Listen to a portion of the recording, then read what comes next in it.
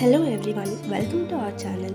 ಈ ವಿಡಿಯೋದಲ್ಲಿ ನಾವು ಟಿಪ್ಟೂರಿಂದ ಗೌಡಗೆರೆ ಚಾಮುಂಡೇಶ್ವರಿ ಟೆಂಪಲ್ಗೆ ಯಾವ ಥರ ಬಸ್ಸಲ್ಲಿ ಹೋಗೋದು, ಹಾಗೆ ಬಸ್ಸಲ್ಲಿ ಎಷ್ಟು ಚಾರ್ಜ್ ಮಾಡ್ತಾರೆ ಅಂತ ತಿಳಿಸ್ಕೊಡ್ತೀವಿ.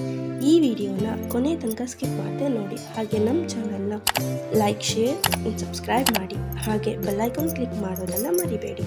ನಾವಿವಾಗ ಟಿಪ್ಟೂರ್ ಬಸ್ ಸ್ಟಾಪಲ್ಲಿ ಇದ್ದೀವಿ. ಇಲ್ಲಿಂದ ನಮಗೆ ಡೈರೆಕ್ಟ್ ಬಸ್ ಫೆಸಿಲಿಟಿ ಇರಲ್ಲ.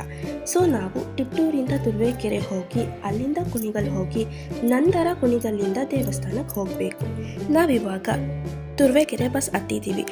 Tiptur to Turuvekere around 28 kilometres ಆಗುತ್ತೆ. ಹಾಗೆ ಬಸ್ಸಲ್ಲಿ 40 ರೂಪೀಸ್ ಚಾರ್ಜ್ ಮಾಡಿದ್ರು. ಆ್ಯಂಡ್ ಟಿಪ್ಟೂರಿಂದ ತುರುವೇಕೆರೆಗೆ ರೀಚ್ ಆಗೋಕ್ಕೆ it's around half an hour time ತಗೊಳ್ಳುತ್ತೆ.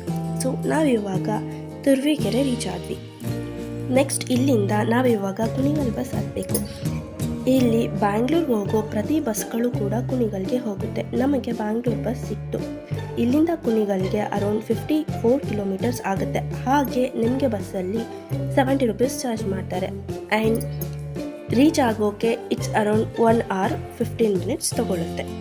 ನಾವಿವಾಗ ಕುಣಿಗಲ್ ರೀಚ್ ಆದ್ವಿ. ಇಲ್ಲಿಂದ ನಿಮಗೆ ಚಾಮುಂಡೇಶ್ವರಿ ದೇವಿ ಕ್ಷೇತ್ರಕ್ಕೆ ನೇರವಾಗಿ ಬಸ್ ಫೆಸಿಲಿಟೀಸ್ ಇರುತ್ತೆ. ಆದರೆ ನಾವಿಲ್ಲಿ ವಿಚಾರಿಸಿದ ಪ್ರಕಾರ ಬಸ್ ಟೈಮಿಂಗ್ಸ್ ಬಂದು ಬೆಳಿಗ್ಗೆ 10:30 ಹಾಗೂ ಮಧ್ಯಾಹ್ನ 1:30 ನಮಗೆ ಡೈರೆಕ್ಟ್ ಬಸ್ ಸಿಕ್ತು. ಸೊ ನಾವು ಅದರಲ್ಲೇ ಟೆಂಪಲ್ ರೀಚ್ ಆದ್ವಿ. ಇನ್ ಕೇಸ್ ಡೈರೆಕ್ಟ್ ಬಸ್ ಸಿಕ್ಕಿಲ್ಲ ಅಂದ್ರೂ ಕುಣಿಗಲಿಂದ ಮೈಸೂರಿಗೆ ಹೋಗೋ ಪ್ರತಿ ಬಸ್ಗಳು ಕೂಡ ದೇವಸ್ಥಾನದ ಬಳಿಯೇ ಹೋಗುತ್ತೆ. ಈ ರೀತಿ ಕೂಡ ದೇವಸ್ಥಾನನ ರೀಚ್ ಆಗ್ಬೋದು. ಸೊ ನಾವು ಈ ರೀತಿ ಗೌಡಗೆರೆ ಚಾಮುಂಡೇಶ್ವರಿ ದೇವಸ್ಥಾನನ ರೀಚ್ ಆದ್ವಿ.